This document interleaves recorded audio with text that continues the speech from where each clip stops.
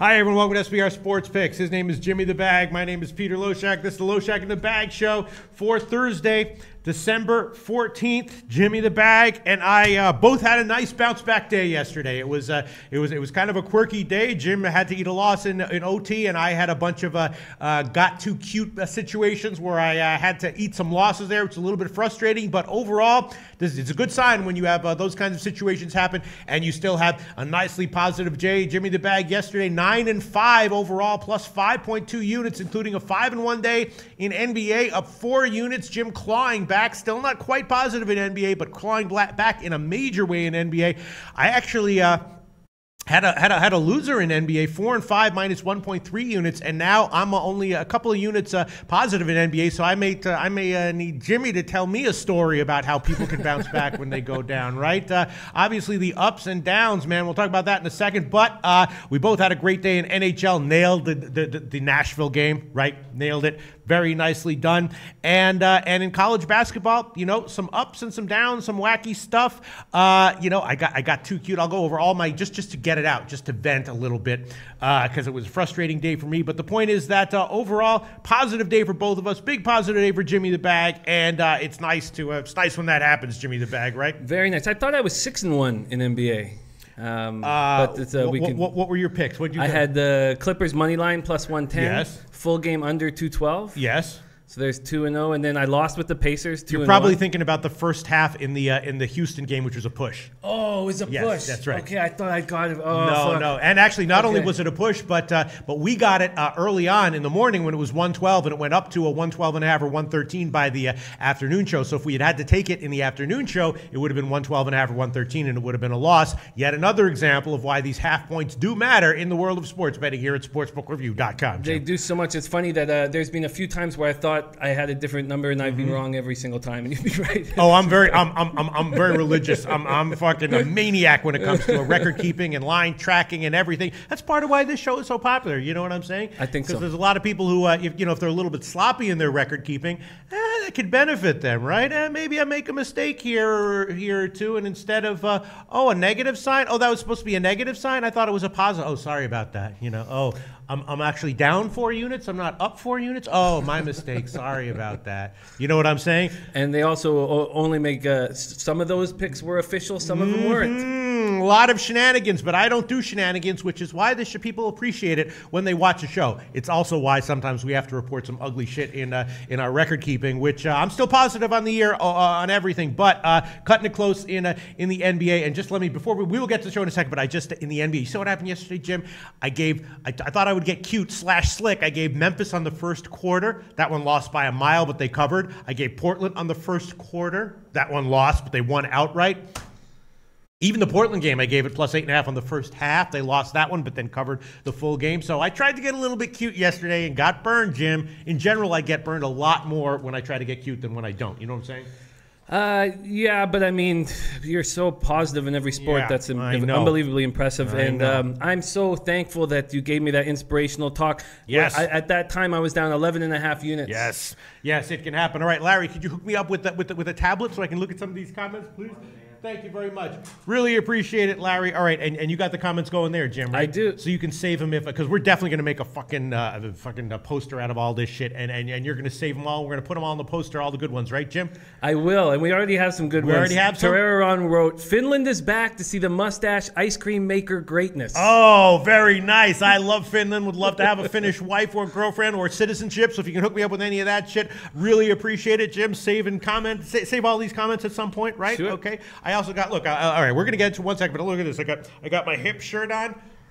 Can't really see the hip shirt. I got my shades here. So, it was a winning day, and I'm feeling like it's going to be okay today. Some interesting stuff in a huge NHL card, of course, and I guess let's get into it right now, Jim. What do you think? Yeah, I like the card. All right, we're going to start off with NBA, which is a small card. So let's throw up the NBA record right now. Let's throw the NBA record up there. As you can see, Jimmy the Bag roaring back, now down 1.3 units on the year, and I am tumbling. I am up 2.2 units on the year, getting a little bit cute, making some good picks, making some bad picks, and just kind of getting a little bit cute here and there. Here, let me just 10-unit fucking swing. Yes, very nice. Chips Jim. were fucking down. Very, very You gave nice. me an inspirational talk, and I studied my ass off. Yes. Now I just got to get to the black before I can get But to remember part 2 of that, which is that at any point in time, short winning streak, long winning streak, wherever you are, treading water, take your eye off the ball. It can easily go south, Jim. Because you're betting against the market, and these markets do not let up, right? You know what I'm saying? The capper can't sleep because the market doesn't rest. All right, so that's a nice little, yeah, like nice, that. yeah, nice. It's Capper can't sleep because the market doesn't rest. Yeah. Respect. Oh, thank you very much. All right, okay. All right, I can't read it. Yeah. All right, Larry will hook it up for us. Thank you man. so much, Larry. Thank you so much. Good motherfucking guy. Oh, thank you. We have now a Fire extinguisher. fire extinguisher coming in. Perfect. Thank you very much. We're shooting a show here. Thank you very much. Thank you very much. Live show here. Okay. Thank you very much. I love how people don't put up signs anywhere or anything. You know. They don't give a fuck. Yeah, they should put man. up signs in this whole office being like, do whatever the fuck you want anywhere. And they should be like, yes, shows are being filmed right now. Interrupt it. Who cares? We don't give a fuck about videos or Jimmy the Bag or Loshak or any of that shit. All right, so let's get into it. Let me pop out the chat here. Where the hell's Where the hell's pop out? Terroron says all the Finnish hookers you can handle. Pop out chat. I don't really. I like women who like me for me, not because I pay them to pretend to like me. See, you know what I'm saying? I do, but I like both. No. I like women to like me for me. I'm like, all right, hold on. Let me see. All right, let me just do this, and then we'll get into NBA. Save page. There we go. Blah blah blah. All right, and done. Now we're ready to start. Jimmy the Bag. All right, NBA. There's a couple interesting games. Thank you very much, Larry. Okay. Thank you very much. All right, the first game I guess that we have to talk about here would be the Lakers against Cleveland. Right now, Jimmy the Bag, you made a great call on Atlanta getting a backdoor cover against Cleveland in their last game, and when we handicapped that game, everyone's kind of talking about how the Lakers are just a terrible bet as a big favorite, more a double-digit favorite. Here they are not quite a double-digit favorite, but the point is that as a big favorite, they are generally a bad bet. I was looking at this game. I was thinking about a shot with the under on this one, and I'm probably going to be waiting and go on the second half under because, as we know, the Cavs tend to be higher scoring in the first half and then really slow it down in the second half. The Lakers, in their road trip right now, couple of nice wins as an underdog, but they've also been going modest scoring, and I'm thinking that the total of 219 or 219 and a half is a little bit high, and maybe once again the Cavs are a good fade as a big favorite here. What do you think, Jim? Yeah, I think 219 and a half is a little high. I finally broke my Cavaliers curse. I don't know if I'm going to jump on this game at this point, but the Cavs won 15-16. LeBron having a monster year, 28.3 points, 9 assists. He had 25 points, 17 assists versus the Hawks. Wade missed that game, and they're still missing Rose, Shumpert, Thomas. Lakers are now 4-9 on the road after their overtime loss. They're 2-6 in their last 8. They are third in the league in rebounding and have a lot of youth that like to run the floor. 6 players in double figures, 24th in the league, allowing 108.9 points per game and shooting just 32% from 3. The way they're shooting from 3, you have to like an under 219 score, and you have to like a second half play because the Cavaliers, it's first time ball playing LeBron, and LeBron's probably going to want to send a message like he does. And if he does, what if the Cavs are up 15-16 going into the break and then slow it down in the third, fourth quarter? I think you're right. Hako Schofield saying take over, Pete. I'm assuming he's talking about this game, and we have more guys coming in. No. Oh, thank you very much for not interrupting the show. Really appreciate that. Send that guy a thank you note for not interrupting a live show. Really on the ball there. Yeah, thanks very much. All right, so let's get to some. All right, God, it freaking pisses me off. All right, let's get to some of the interesting comments. So you're liking what in this game, Jim? A pass? At this point, I'm passing, but I'm going to watch that line, and I do think it's a little high. Jin Rummy says little high, but over is 4 out of 4 in the last game. Dan Kelly says Lakers last game of a 4-game trip. Cavs will win by 20. Justin Searcy says not taking the Cavs, and Hako Schofield likes the over in this one. I guess I can understand why that would be. I mean, it might be the case that the Lakers will just, again, 4th game on a 4-game road trip, just come in and play zero defense. Put up a few points, and the Cavs put up 130. I mean, I could see that happening. If I was coaching, if I was Luke Walton, I would say run them into the ground. Get LeBron running back and forth. So I can see what Hako's saying. Yeah. All right. I was definitely leaning under, but maybe I will hold off on that one. And let's see. So some very nice comments here, and then we'll go on. Ryan Cartwright says, "Love the show. Watch it every morning." Ernest Huffman says, "With the highs and lows, Loshak in the bag. Always make this a positive show. Best show on the web." That's that best show on the web. That includes all the freaking Kim Kardashian shows. That includes everything, right? You know what I'm saying? All the Taylor Swift shows, whatever the hell they got out there, right, Jim? Taylor Swift. All the fucking PewDiePie shows, all that shit. You know what I'm saying? I don't watch fiction. Yeah. I think fiction's for frauds and clowns. Thank you very much, Ernest Huffman, for that awesome comment. And one final comment. Elio Rodriguez says, "Took a day off, took some picks you gave, woke up in the plus. I love this show." Nice job, Elio Rodriguez. Again, though, positives won't come every day, and you have to bet size appropriately, otherwise you will lose no matter what. No matter what the ROIs of the no matter what the EV of the picks that you're tailing are. If you bet size, if you overbet your edges, you will lose anyway. All right, Adam Lastman says Pistons game, that is. All right, let me see. Adam Lastman says, okay, let me just see. Israel Williams saying loving the over. I think he's talking about the Cavs and Lakers game. Wow. All right, so Israel Williams loved the over. Hako Scovin says, "Yes, Pete, I like over with the Lakers." Okay, I mean, my only concern is that the Lakers will just come in here and because, they're a little bit tired, just play no defense at all, and then it's like an all-star game, and then you got just scores in the stratosphere, I'm uncomfortable with the spot. The more that I think if I was coaching them, the Lakers, I would say, we're younger. Let's run. And with Lonzo,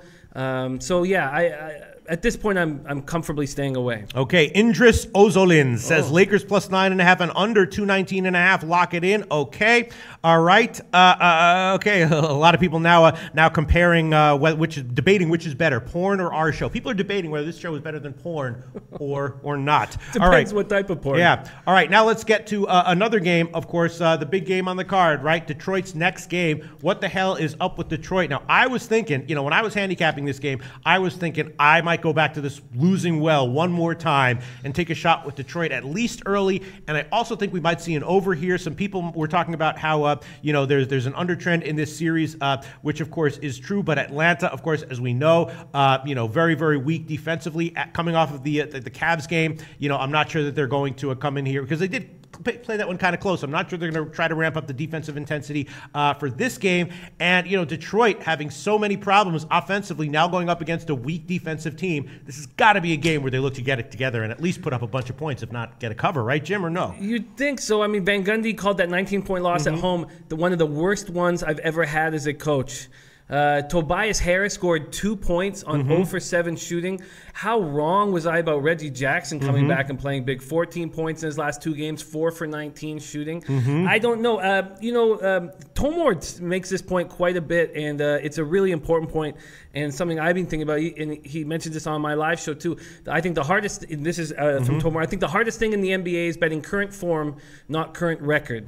There's not reason to bet Detroit until they turn shit around. And I like the Hawks. Now, yes, they backdoor covered when the Cavs had 23s, but first rounder Taurean Prince put up 24 in that defeat. They're now 3-7 in their last 10, and it looks like John Collins will be back in the lineup. And I love Collins. I've become a huge John Collins fan. I think it'll be a big boost, and because of how the Pistons have treated me, I'm just going to stay away from it at this point. Okay. Detroit has been a big undertrender recently because their offense is stalled out. They're actually 0-6-1 over-under in their last 7, but Atlanta is a big home overtrender this year, and I'm just thinking that it might be a good spot to try to time a better performance offensively from Detroit and at least take shots with overs.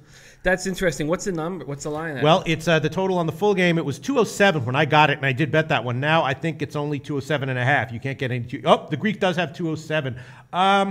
I will take that one. Detroit, Atlanta. I mean, I did bet it. I will take the over on this one, even though Detroit is on a major offensive stall out right now and a major underrun. I will take the over 207. That is minus 110, and that is a line currently at the Greek. Everywhere else has 207.5. And I'm thinking about the first half over, which is more than 50% of the full game total, and that is 106 or 105.5. Jim, what do you think about this? I think that it's a good angle that I didn't have coming into the day, but I like it. Elio Rodriguez says the over is the play.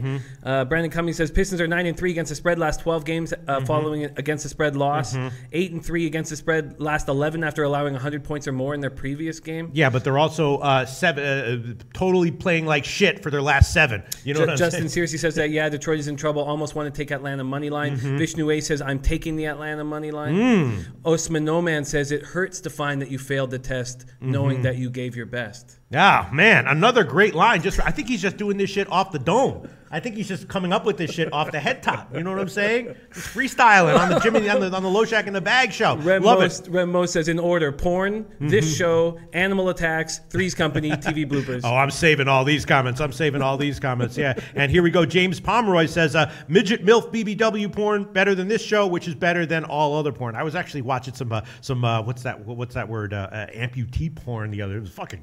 Fucked me up, man. This is fucking sick. Felt like I was hallucinating. It was horrible. It was awful. Anyway, all right. I'm going to take the.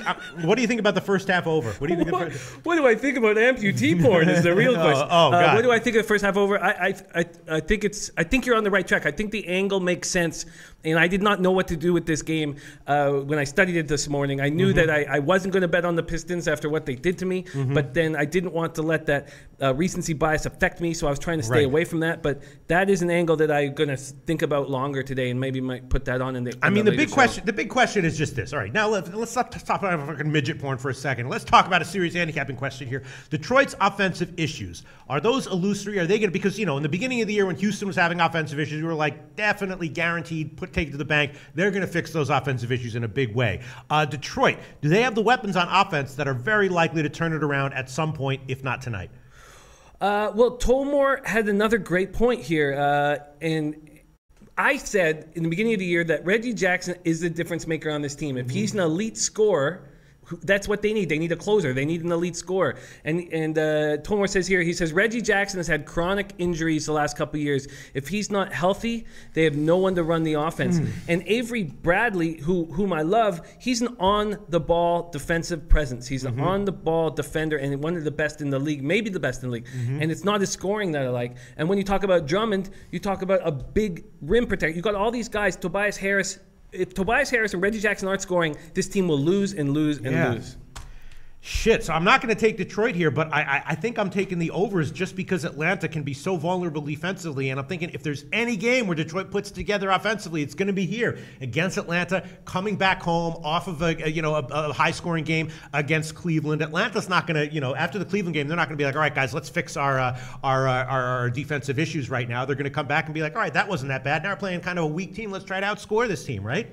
That's an interesting idea, and how will John Collins affect that? Because you're right, with Dedmon and Muscala out with injuries, they've become an offensive team. All right, Skrillag TV says Detroit was only good in the beginning of the year. That might be, Yeah, wow. DP13 says, who does Detroit have to shoot them out of a scoring slump? They're not even running Reg Jack like he needs to be Rush.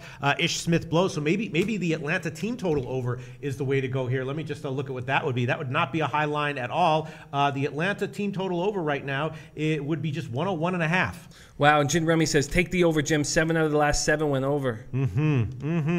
All right, so for now, I will be on the first half over, 105.5 minus 110, and the full game over, 207 minus 110. Those are high totals in light of how anemic Detroit has been offensively, and we'll see where these lines move. And once again, in the 6 o'clock show, Jim and I will revisit all these picks and revisit the line moves, look at the line moves since now, and I might pull these games back, although I've pulled 3 plays so far, and each this year in the 6 o'clock show, and each of them was stupid. They were all losers. I should have just gone with my original pick. So I'd have 3 more units in the NBA, 3.5 more units in the NBA if I hadn't done that. But I'm going on that one. All right, let's move on to other games. Another interesting game is the Knicks and the Nets. Right, obviously always a big kind of a rivalry here. They did play once earlier this year. It was at the Garden, and who won? The Knicks won. Yeah, the Knicks blew them out. The Knicks blew them out, and it was a low-scoring game, like 107-80 or something. I'm looking at this one and thinking maybe the Nets go for revenge here. Although the Nets did of course make that trade, so they have 2 new pieces in their roster and in their rotation that they haven't they didn't work in last game. I'm assuming they'll be playing in this game, right, or no? Barely. I don't know. At this point,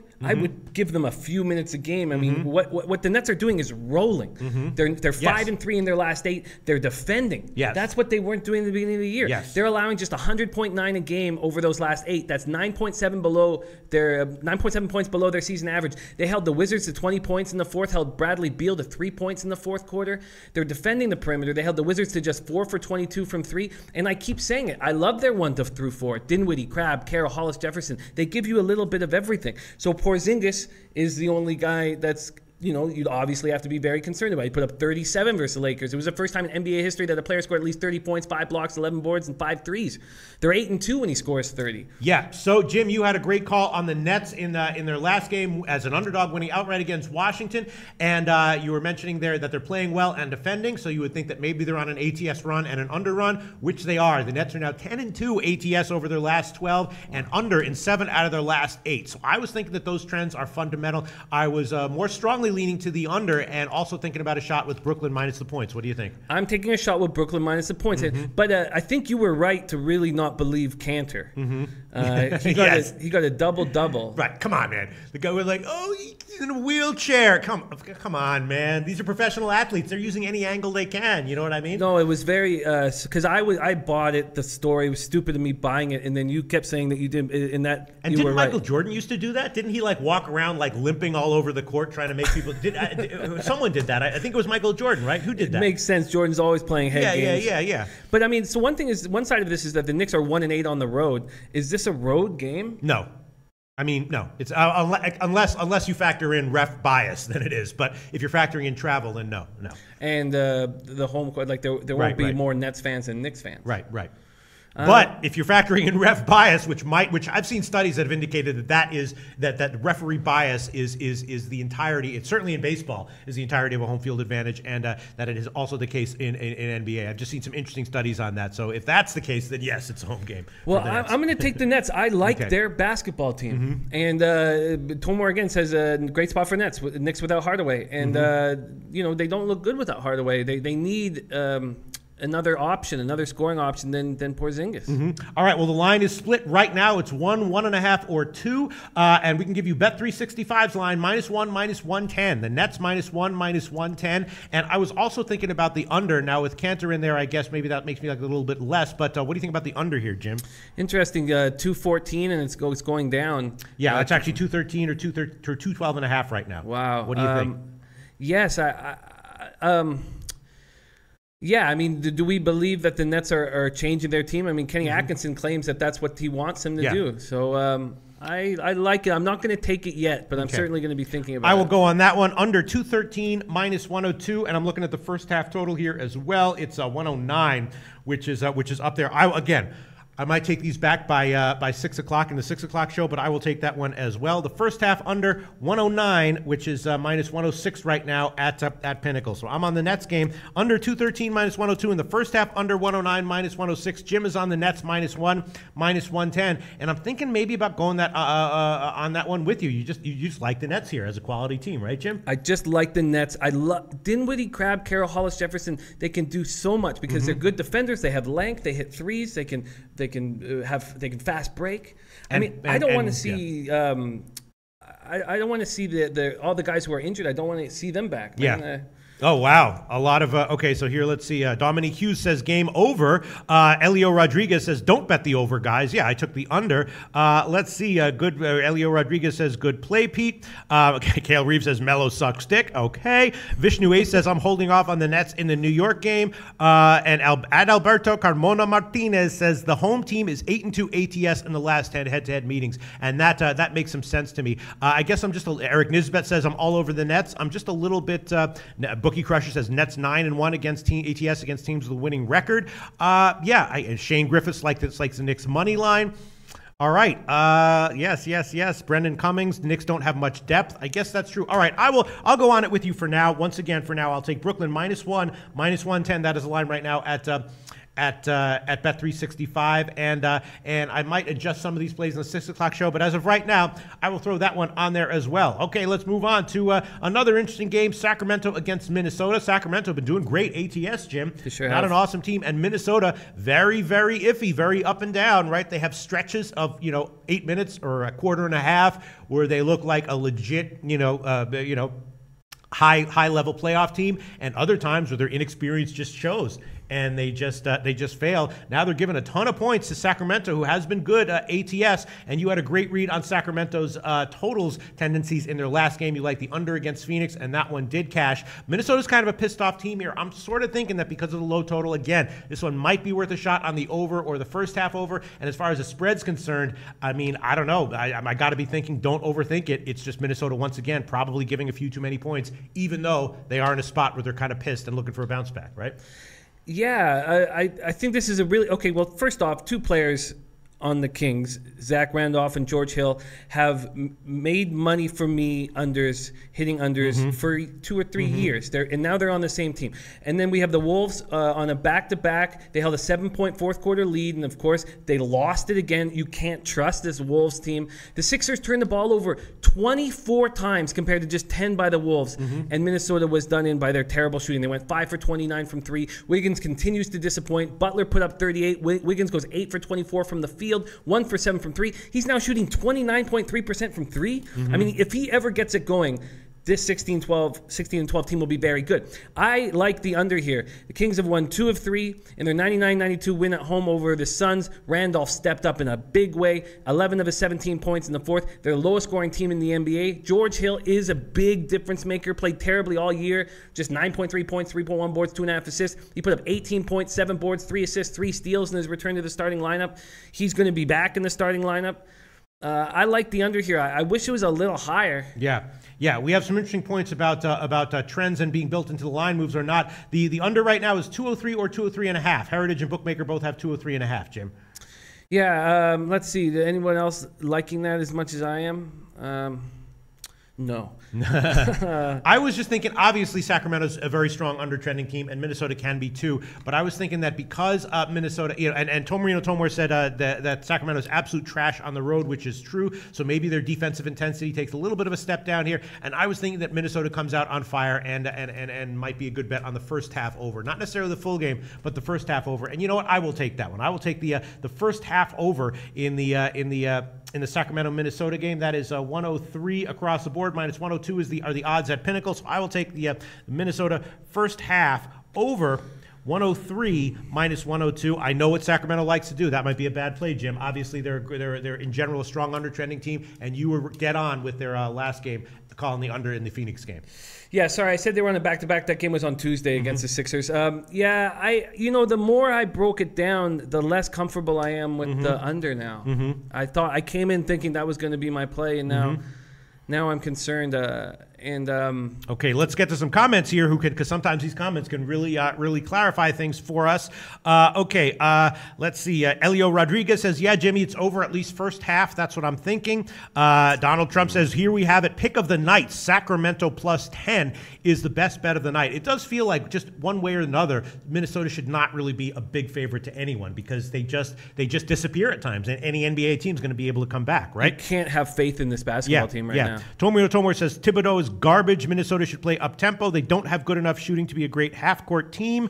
Let's see. David H. says, remember, Sacramento on the road. Tomorino says Sacramento is absolute trash on the road. And then a bunch of people talking about trends. I'll get into that in a second. Espiritolate says, if we know the trends, the odds makers sure as hell know them. Yes, but the odds makers don't necessarily know which of those trends are caused by variance and which of those trends are caused by fundamental factors that are likely to be predictive going forward. And so when you mention those trends, they're always interesting to note. And what we're doing here is analyzing whether those are fundamental, so trends caused by fundamental factors that are likely to be predictive going forward. Wow. Nice response there, Jim, right? Yeah, that's definitely very interesting stuff. Dude, when I try to sound smart, I can ramp it up a little bit. You know what I'm saying? You are smart, man. It's like teams that have can you ramp up the defensive intensity? Can I ramp up the nerdy sounding like I'm smart? Yeah, I can. When it's warranted. Yeah, I can, dude. All right, Arthur Funchess, Knicks team total under. I can understand that. Al Hard says Nets all day. All right. right, so the consensus does seem to be that Sacramento probably has some value here, although they are. Oh no, that's not the consensus. The consensus is because no one said I like, except for Donald Trump. No one said I like Sacramento, or no one said I like. No one said I like Minnesota minus the points. All they've said is remember Sacramento is ass on the road. Yeah, that's right. And Vishnu A says that Sacramento opened up at 207. On what I see at SBR odds, I think it opened up at 204. I don't see that there's been a huge line move here. I'm seeing 204. There might have been one early opening low book with low limits, but I'm seeing 204. Shane Griffith says stick with the under. Jimmy Frank Alexander says Kings under. I'm hesitating now, and I think I'll just think on this throughout the day. And Tomarino Tomor says the main reason Sacramento isn't a good team on the road is they need to play up-tempo, and their defense on the road isn't good enough to control the tempo. Yes, although we've seen a lot of comments about how bad Sacramento is, have not seen one comment saying, I like Minnesota minus 9.5, right? Yep. Have seen a bunch of comments. All right, so we're running a little bit late, so we do have to get to NHL, and then we'll get to Dallas and Golden State. So far, Jim has given just one pick, the Nets minus 1. Yep. Right? I've given, this might be a mistake, I might be negative tomorrow. Nets minus 1. I'm on the Nets first half under 109 and the full game 213. I'm on the Detroit Atlanta first half over 105.5 and over 207 on the full game, and the Minnesota game first half over 103. All right, Dallas and Golden State. Obviously, Golden State a lot less offensively explosive with Curry out. I believe they're supposed to get Draymond Green back tonight or not?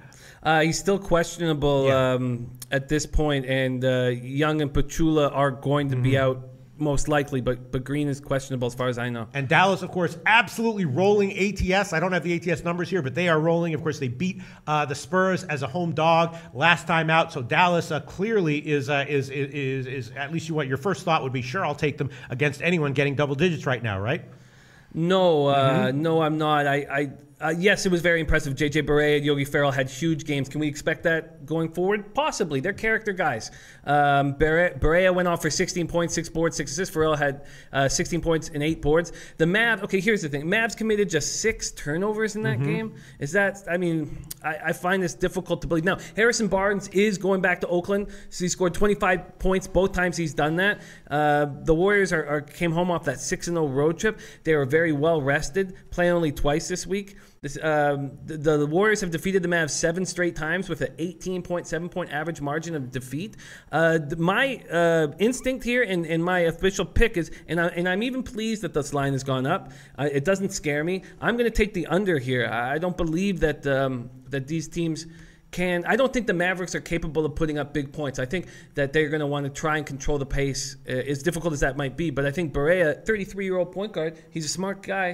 He's going to try to control the pace. All right, some interesting stuff here. Trent Ware saying Dallas is playing really well without Dennis Smith. No Steph, I will try it. And then Brandon Cummings says Mavs are 1-5-1 ATS last 7 against NBA Pacific. And Justin Searcy says under 212.5 is the play. Elio Rodriguez also says I like the under in this game. And Ainsley says, I'm passing on this NBA card. Yeah, I'd say I feel a little bit nervous about all of my picks. There's good reason to feel nervous about all of the picks that I've made, but I'm going with them. It is a little bit of a tricky card, and you're going to take the under here? I am. Okay, Golden State under. It's 212 or 212.5. Best line would be 212.5 minus 110, and that is at the Greek and Intertops and Pinnacle. Okay, 212.5 minus 110. I was thinking the same thing, except it is still the Warriors, and you're starting to get down there now. You know what I mean? Into the low 2 teens. But I was definitely thinking about a shot with the under as well, Jim.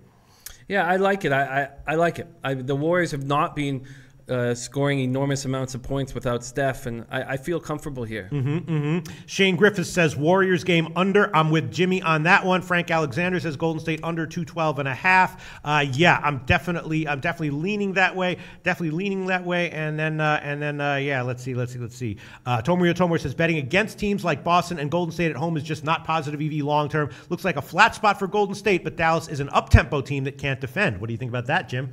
I think they're a completely different team without Dennis Smith Jr. And they're much more composed. They're much more in control now. They're playing well without him. You know, he is going to be the future of this basketball team. But Barea is an old dude. I mean, he's a 33-year-old guy. He's seen a lot. He understands He understands pace.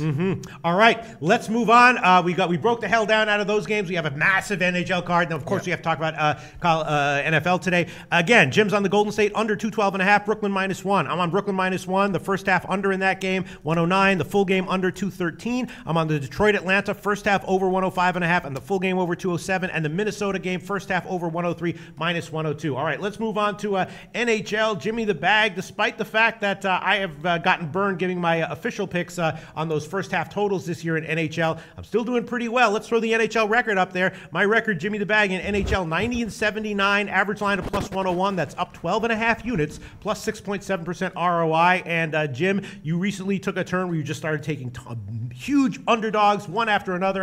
Your average line now is all the way up to +121 on all your picks. That's your average line. You are down 4.3 units and 2.1% ROI in NHL.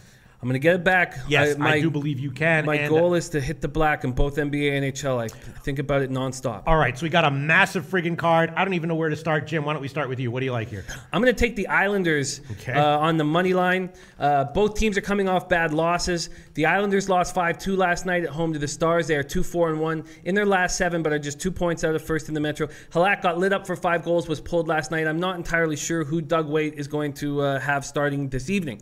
But I've been saying all along, and my boy Adam Booth, who caps with us, reiterated it with some statistical background information last night on Twitter. But I don't believe in this Jackets team. They've got to change the way they're trending before I think they're going to continue winning games. They lost 7-2 to the Oilers. When you have the worst power play in the league and you have enormous trouble scoring goals, you lose more than you win. The Jackets shouldn't be such big favorites tonight. Brandon Dubinsky broke his orbital bone in a fight, will be out for 2 months. They're only getting scoring from the Panarin, Dubois, Anderson line. They will not start winning until Wenberg plays like the young sniper he was last year. So as soon as Wenberg gets hot, I will stop doing this or maybe start betting on them. But he's got 2 goals in 25 games. They're getting no production. I like the value I'm getting with the Islanders here. Yeah, that's a really wacky game because Columbus, look, good teams are going to have their duds, every now and then. But the Columbus is on a kind of an extended run of mediocrity. Of course, they got blown out in their last game, and Coach Tortorella was apologizing. Of course, they're super embarrassed by that. But overall, they still have, over the last 7 or 8 games, they just have not been that great. And they have a bunch of losses in their last 5 games. One of those wins was a 1-0 win as a huge fave over Arizona. It looks like there might be some fundamental problems with Columbus. I think there is. I really think there is now.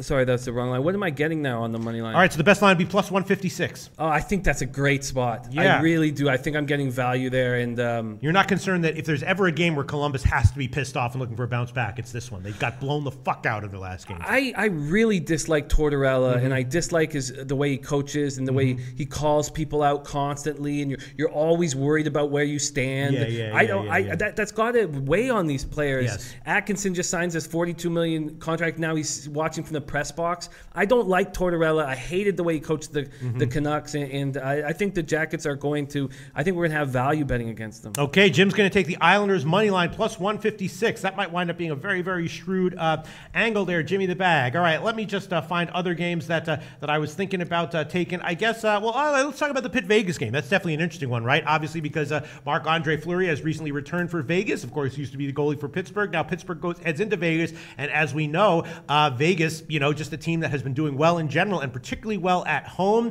Pittsburgh off of 4 straight iffy games after 4 straight nice wins. And as we mentioned in the Carolina game, Carolina was on a back-to-back, had no time to whore it up in Vegas. And I'll be damned if they didn't get a win in Vegas, which is proving to be not an easy thing for teams to do. I was thinking maybe a shot with the under here with Fleury in goal for Vegas, and maybe Pittsburgh looking to play a little bit tight here. What do you think about a shot with the under at 6?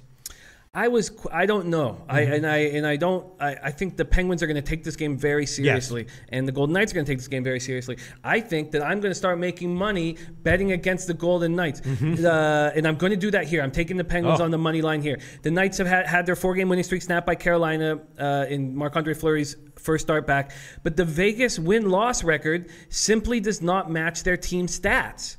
And when I've been saying this on other teams, it's happening. So why would I not start doing it? It just simply does not. They're 21st in goals against, 19th in power play, 23rd in penalty killing. How is that a team that's almost winning their division? It just doesn't make sense. Yes, they're third in goals, but their shooting percentage is unsustainably high. Every single thing tells me that the Golden Knights are going to start losing. And after getting David Perron back, they're a healthy squad. Pens have lost 3 of their last 4. They're coming off a disappointing 2-1 loss at home to the Avalanche. They're 15th in the league with 2.9 goals per game, 3rd in power play at 26.3. Matt Murray's been activated off the IR. I'm not sure if he's going to start tonight. I don't put that past them putting Murray in this big spot. But I think I'm getting value with the Penguins, and I'm happy to take it. A lot of people agreeing with you. The best line we can offer you right now would be -105 at Pinnacle, BetOnline, Intertops, and a few other places. A lot of people agreeing with you. Aspire to Elate. Pittsburgh says Pittsburgh puck line. David H. says Pittsburgh good pick. Trent Ware says Arizona team total under. They might not score tonight. Yeah, that's what I was thinking. Oh, sorry, Arizona. We'll talk about that game in a second. Okay, James Ross says Penguins is the pick, and I was also thinking about a shot with the. And then Trent Ware says Vegas is scary to bet against at home. Absolutely. What do you think about the under here, Jim? I don't trust Marc-Andre Fleury being back and playing well right now. I love him. I love him as a guy, and I think he's just a character player. But I need more statistical backing to trust on Marc-Andre Fleury in an under situation, especially. And with an intense game like this, do you feel like it will be high scoring at some point, or that they'll play pretty conservative and try to hold the other teams down? We're talking about 2 teams that can score goals. Yeah. And although Penguins are fifth or have a pretty bad goals against, it was kind of those huge games that went against them early in the year. I think that the Penguins this is the type of game that they step up. And offensively, you mean? Offensively, I'm concerned about the amount of goals that are going to be scored. And I've had a tough time figuring out when the Pens are not going to score and when they're going to. So I'm staying off of it. Brandon Cummings says Vegas is 1-6 versus the Eastern Conference. Penguins. Wow. He also says Penguins 8-2, last 10 games on 2 days rest. And Trent Ware says until I see a changing trend, I'd rather bet with Vegas at home. And I love the Pens. Okay, all right. So Jim's going to take Pittsburgh. For the most part, people are endorsing that play. I'm leaning under, but I will hold off on that one for now. Let's see what else is interesting on today's card. A huge card. Well, let's talk about New Jersey, Montreal. That's an interesting game. Obviously, Carey Price came back, gave a huge lift to Montreal. He was playing out of his mind, and Montreal was winning, playing great. And then it all went to shit. They went back home. All of a sudden, they're losing. Price giving up a ton of goals. Now Montreal's off extended rest, though, so a big break might get them back playing closer to where they were when Price first came back. And New Jersey, of course, a quality team in general with Schneider in goal. What's your take on this game, Jim, if any? I think the Taylor Hall injury is a big deal.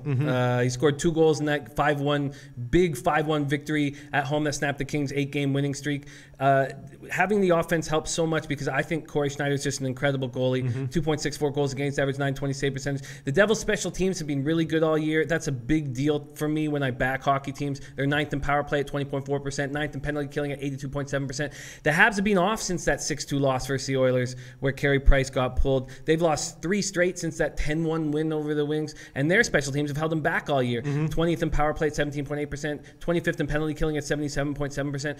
Without Taylor Hall, with the way that I can't figure out when the Canadians are going to play well or not, I'm just going to leave this game alone. Okay, that's what I'm thinking as well. Let's talk about another pick that I was thinking about. Buffalo and Philly is certainly an interesting game. Obviously, Philly has started to pick it up, right? They had a long stretch of games where they were losing game in and game out, and so after that happens and the team starts to play well, I tend to think that kind of a good play will start to maintain for at least a little bit. And Buffalo, a bad team, but they've now pulled out 2 wins in their last 4 games. Philly just rolling, though. I'm not totally sure I want to lay this kind of a number here with Philly, but I am thinking about the old team total over. Philly team total over 2.5 at like -147. What do you think? Well, I'm taking the full game over. I don't like the -147 lines, but I could see that's a great spot. Even though Lehner is playing really well, so the reason why I'm taking the over is because I don't know which team is going to score the most goals. The Flyers have won 4 straight, as you were saying, outscored opponents 17-7 over that stretch. 10 different players have scored those 17 goals, and that's when a team starts winning. When you're getting production throughout the lineup,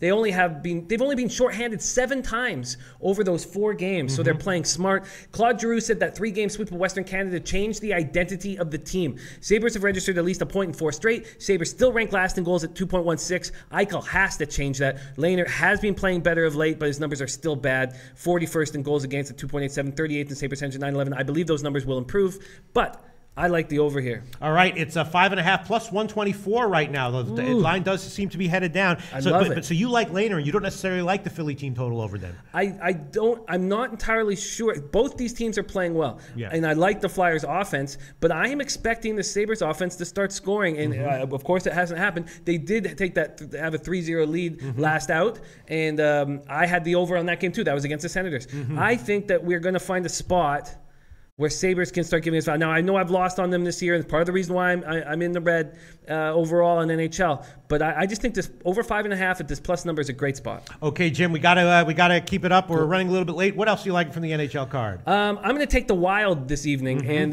this line took forever to come out. Well, what is it now? Damn. It's because I think it wasn't sure whether Dubnyk was in or out, and he's out now. Dubnyk is out for sure. Yeah.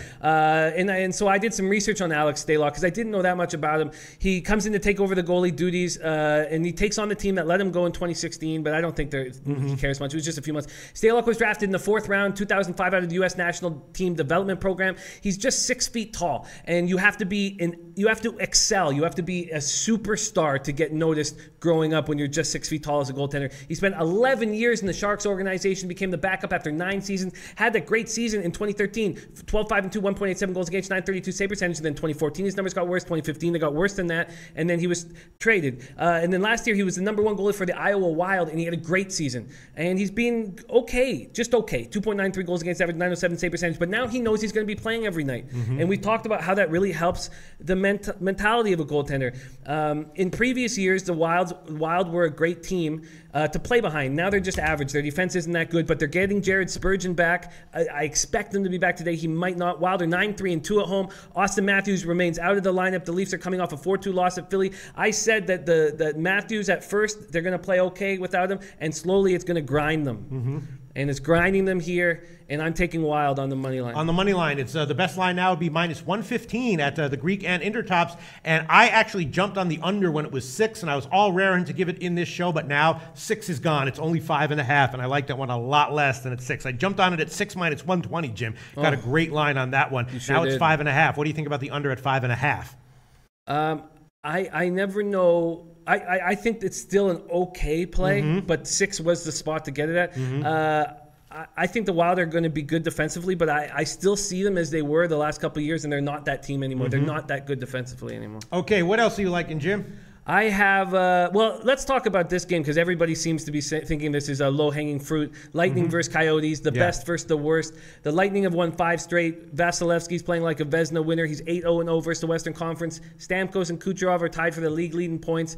The Coyotes are 7-21-5, but they're not as bad as their record indicates. They played 22 of their 33 games on the road. In their last home game, they destroyed a good Devils team 5-0. Clayton Keller's not scoring. Antti Ranta is back and healthy again. He stopped 33 shots in that 1-0 loss in Columbus. I don't find this as low-hanging fruit as everybody else does, and I don't love the number that you're getting on the puck line, and I'm not taking it.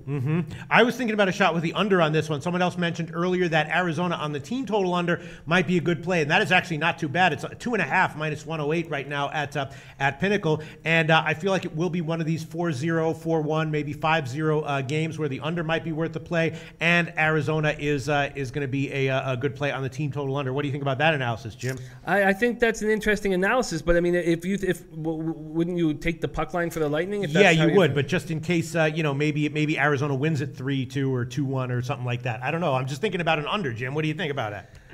Yes, I like with Antti Ranta being back and playing so well in that Columbus game, and he's got a lot to prove. Yeah. All right, I'm going to take the under. It's 5.5 at plus money most places, but at Heritage it's 6 -120. That's my first pick. Tampa Bay, Arizona, under 6 -120. And what do you think about Arizona team total under 2.5, Jim?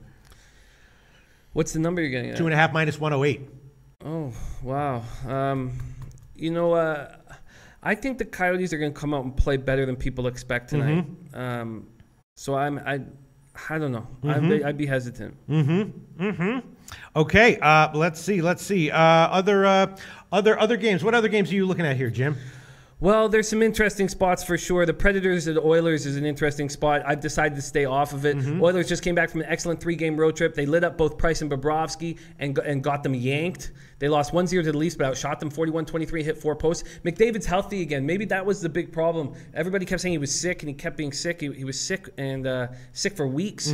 Adam Larson and Cam Talbot are close to returning. That's good news. Now there's some real bad news. They're 5-9-0 at home. Their penalty killing on home ice is 59.5%. That's the worst percentage I've ever heard of this deep into a season. And the Predators are just monsters. 9-1-2 in their last 12. Just got Johansson and Hartnell back off the injured list. It's a tricky spot I'm staying away from. A lot of people not liking my Tampa Bay underplay. Disappear here says I'm on Tampa Bay puck line and the over. Delta 75 says Arizona Tampa Bay over 5.5. Okay, interesting. And DP 13 says Wild has to be one of the top plays today. Toronto's going to be gassed and Wild playing very well lately. Okay, very, very interesting. All right, what else are you liking, Jim? I had initially, and I took it off, but this morning for a few hours, I was going to take the Jets on the puck line. Sorry. No, and then Joel Smith says Tampa Bay, Arizona, over 5.5. Over, all in caps with the last over with like 8 R's. Wow. I might be on the wrong side of that. What do you think? I think the Lightning, we just saw the way the Lightning are playing on the road and how they're playing a much tighter style on the road. And I expect to see more out of Arizona, and Antti Ranta is playing very well, and they had a 5-0 shutout the last time they played at home. So I'm not.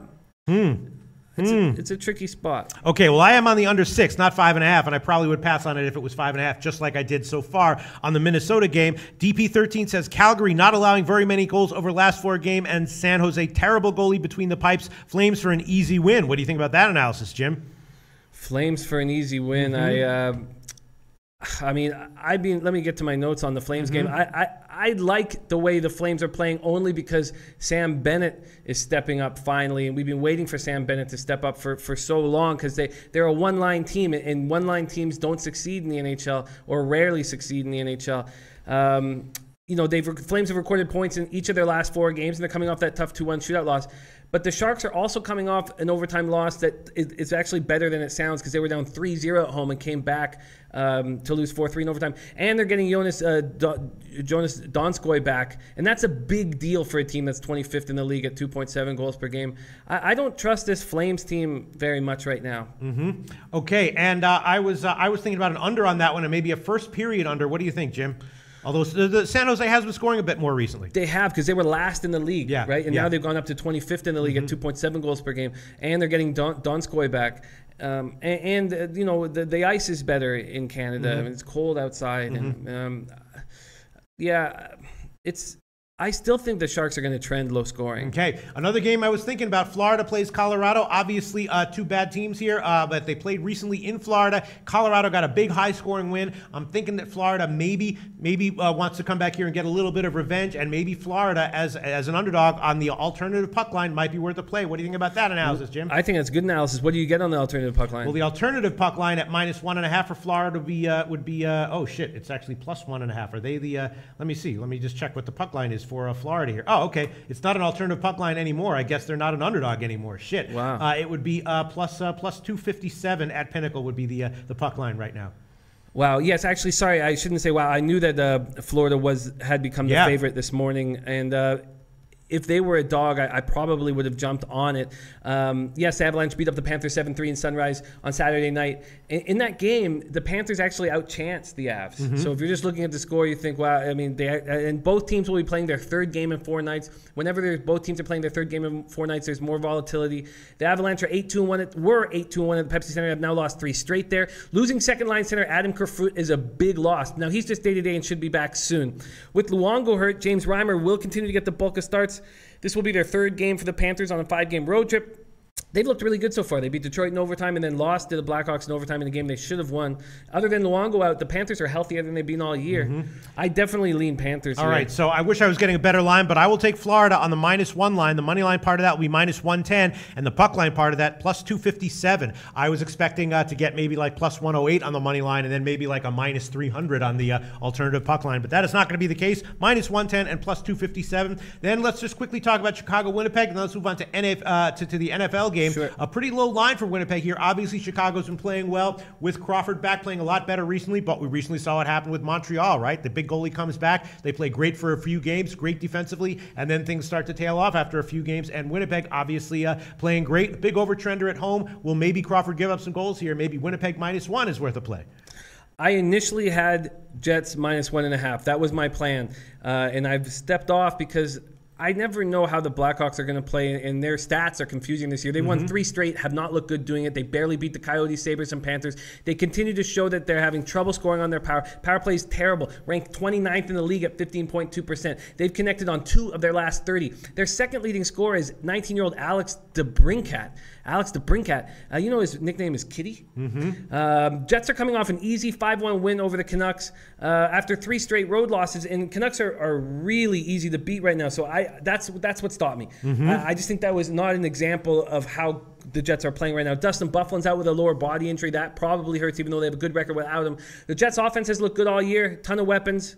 Most pronounced on that 4th-ranked power play, hitting a 25.9% clip. I wanted the Jets -1.5, and I studied my way out of it. Okay, Bradley Oliver is saying, you guys are fucking legends. Love you guys. Keep it up. That's going on the poster. Let me just save that page, and then I'll review, and then I'll move on to NFL. Hold on 1 second. Okay, so in NHL, again, Jim and I will be back at 6 o'clock Eastern time, where we might add a few or many more NHL picks. As of right now, I just have 2 on the big card. Florida -1 and the Arizona game under 6 -120, which a lot of people were kind of disagreeing with. Jim's on the Islanders money line +156, the Penguins money line -105, the Philly game over 5.5 +124, and the Minnesota money line -115, which a lot of people are agreeing with there. All right, let's move on to NFL. There's a Thursday night football game. Of course, let's throw the NFL record up there. Look at this. Jimmy and I have been killing it. After nailing both the side and the total in last Monday night game with the Pats at Miami, in my picks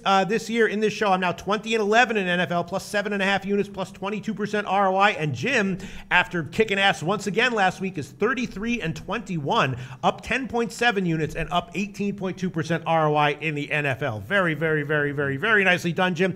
I did not have a chance to look at this NFL game. I might have more to say about it in the 6 o'clock show. Do you have anything to say about this game and any picks that you want to give? I've taken a good look at this game, and I am going to take the Colts. And I'm wondering about the line and when is the right time to make that move. It does appear to be headed up. If you want 3, though, there is a 3 right now at Bookmaker -119, and I highly doubt that 3.5 will be available at 6 o'clock today, although anything's possible. But 3 is available right now. Everywhere else has 2.5 at plus money for the Colts. Wow. That's a strong move in Denver's favor. Yes, that's a strong move in Denver's you don't think that will continue all day? I think it will continue up, but I don't think you'll see any 3.5s.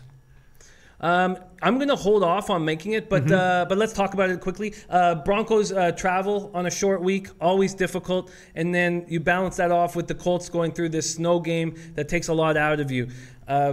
Sanders coming back was big for Broncos, for Denver, even though he only caught 1 pass. He makes space for Thomas. Simeon looks better. But I don't trust him. And C.J. Anderson looks bad, 22 carries for 48 yards last game. It's becoming pretty easy to stop this Broncos offense. And I just feel like I want to study it more. But I'm definitely going to take the Colts tonight, and I'm just not sure how I'm going to do it. Okay, sounds good, Jim. We got to move on because we've got to end the show in 1 minute, and let's now move on to a college basketball. It's a tiny, tiny college basketball slate, so Jim may have already looked at some or all of these games, may actually have a pick for us. I don't know. I have no picks as of right now, but I will look at these games and come back and give my opinions in the 6 o'clock show tonight, and let's throw up the college basketball record, Jim. Been a little bit off for me this week, just a little, though, and right now, overall, in college basketball, my record is 99-71 plus 21.7 units plus 11.7% ROI. Wow. Very nice there. Jimmy the Bag is up 3 units on the year and plus 3.5% ROI. And yeah, you did get. Look, you had an under that should have been a winner in regulation yesterday, but it lost, and that actually doesn't even count as unlucky because that is there's a certain amount of those things that'll happen every year. It only counts as unlucky if you have more than the average expected. But if you pick unders, once in a while, you're going to get burned. If you pick underdogs, once in a while, there's going to be a game that goes to OT, and then they lose in OT as against the spread. So that is going to happen, Jim. But you were on the right side, and you just lost in OT. Small slate of games. I have nothing to say about any of them as yet. At 6 o'clock, I will. Jim, do you have anything to say about any of these games? Want to lock in any lines right now? I'm not going to lock in any lines at this point, but I do find that Baylor and Oregon are similar teams, and Texas Southern should be in a good spot again. I've got to study this Valparaiso Northwestern game a lot more. They're just such different teams. You got Northwestern that have those senior guards that play so well, and then Valparaiso's got the bigs, and Valparaiso's coming off that really bad game, losing by 30. I love that we have a card that we can absolutely destroy. Every single game will be capped in entirety, and then we're going to hammer this Broncos Colts game and get some good bets in there. I'm really looking forward to the 6 o'clock show because with the schedule that we have, we're going to be able to have some fun too. Yes. And tell some stories. So. Absolutely. Okay, so we're going to wrap the show up right now. Again, wait for the 6 o'clock show, and Jim and I will both have some college basketball picks. We will review the line moves and maybe give a lot more picks on the NBA and NHL cards tonight. As of right now, just a modest number of picks, which is fine. You know, you got to be careful. You don't want to rush anything. I have only 2 picks. Nothing in NBA so far. Do I have NBA picks? Yes, that's right. No, I'm sorry about that. I forgot about the NBA picks. Okay. In NBA, I am on NHL. I'm on Florida -1 and Arizona. The Arizona game under 6 -120. In the NBA, I'm on the Minnesota game first half over 103. The Nets -1. The Nets first half under 109. The Nets full game under 213. The Detroit Atlanta game first half over 105.5. And the full game over 207. Jim is on the Nets -1 in NBA and the Golden State game under 212.5. That's it. And in NHL, Islanders money line plus 156. Pittsburgh money line -105. Minnesota money line -115. And the Philly game over 5.5 plus 124. We will be back tonight at 6 o'clock Eastern time, 3 o'clock Pacific. Thanks so much for tuning in, everyone.